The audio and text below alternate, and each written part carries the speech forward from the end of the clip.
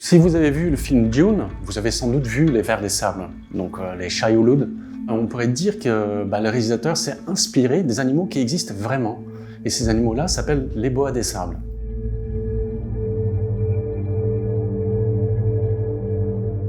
Le boa de sable qu'on voit dans l'image s'appelle Eryx gangliophis mulleri.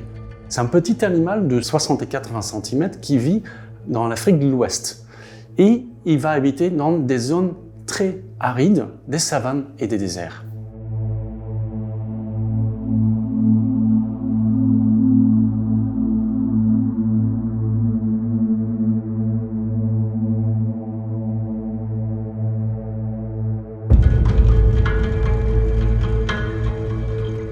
Le boa des sables, il vit vraiment dans le sable, un peu comme le ver de sable qu'on voit dans Dune.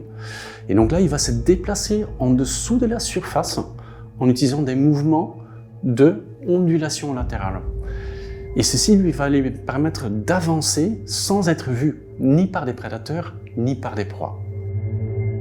Quand il est sous la sable, il va évidemment rien voir. Et donc de temps en temps, il va remonter à la surface pour regarder autour de lui, mais aussi pour respirer.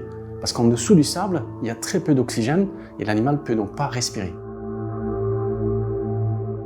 C'est un animal qui va manger des petits mammifères, des petits lézards ou de temps en temps des invertébrés. Et cet animal, il va utiliser, un peu comme le ver dans Dune, des vibrations dans le sol pour repérer ses proies.